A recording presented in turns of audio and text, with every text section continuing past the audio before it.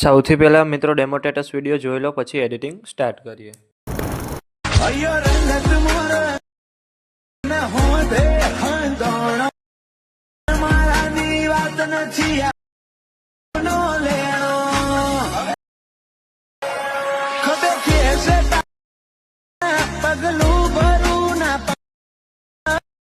તમે જે પ્રકારનો ડેમો સ્ટેટસ વિડીયો જોયો તે જ પ્રકારનો વિડીયો બનાવતા શીખવાનો છું, તો વિડીયોને પૂરેપૂરો જોજો. અને મિત્રો, બધું મટીરિયલ ટેલિગ્રામમાં મળી જશે. અને મટીરિયલ ડાઉનલોડ કરવામાં પ્રોબ્લેમ આવે તો ડિસ્ક્રિપ્શનમાં મારી ઇન્સ્ટાગ્રામની લિંક આપેલી છે, ત્યાં જઈને મને મેસેજ કરજો. અને ચેનલ પર પહેલી વાર આવ્યા હોય તો સબસ્ક્રાઈબ કરી દેજો. તો ચાલો મિત્રો, વધુ ટાઈમ બગાડ્યા વગર એડિટિંગ સ્ટાર્ટ કરી દઈએ. સૌથી પહેલાં મિત્રો, તમારે બીટમાર્ક અને સોંગ લેયર બંને પ્રોજેક્ટ ડાઉનલોડ કરી લેવાના છે.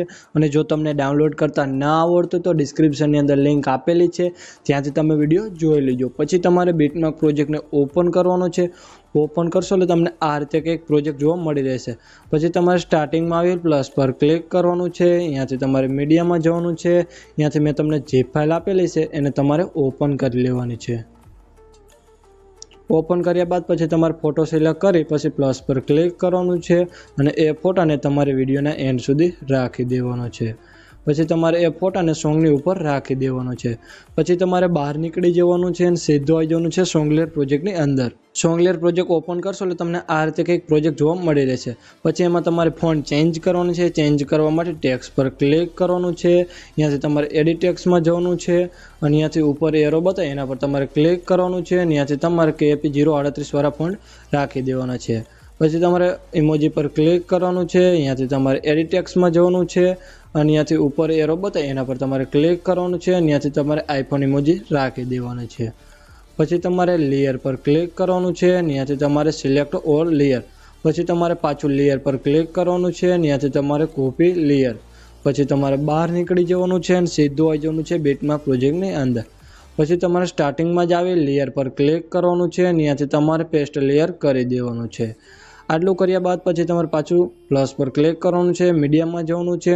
અહીંયાથી તમને એક આ બ્લેક સ્ક્રીન વિડીયો આપેલો છે, એ વિડીયોને તમારે લઈ લેવાનો છે.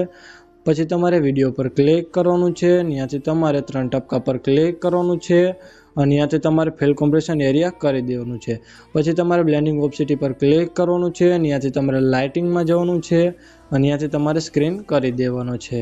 પછી તમારે વિડીયોના એન્ડમાં આવી જવાનું છે. જે વધારાનો ભાગ છે એને તમારે કટ કરી દેવાનું છે. આટલું કર્યા બાદ પછી તમારે પાછું સ્ટાર્ટિંગમાં આવી જવાનું છે. અને થોડા નીચે આવશો એટલે ત્યાં તમને એક આ ઇફેક્ટવાળું ગ્રુપ જોવા મળતું હશે. એ ઇફેક્ટવાળા ગ્રુપને તમારે સૌથી ઉપર રાખી દેવાનું છે. પછી ઇફેક્ટવાળા ગ્રુપ પર ક્લિક કરવાનું છે. અહીંયાથી તમારે 3 ટપકા પર ક્લિક કરવાનું છે. અને અહીંયાથી તમારે અનગ્રુપ કરી દેવાનું છે.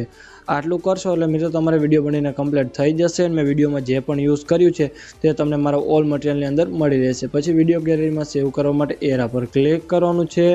અને અહીંયાથી તમારે એક્સપોર્ટ પર ક્લિક કરી દેવાનું છે. મિત્રો, વિડીયો ગમે તો લાઇક કરી દેજો અને ચેનલ પર પહેલી વાર તો સબસ્ક્રાઈબ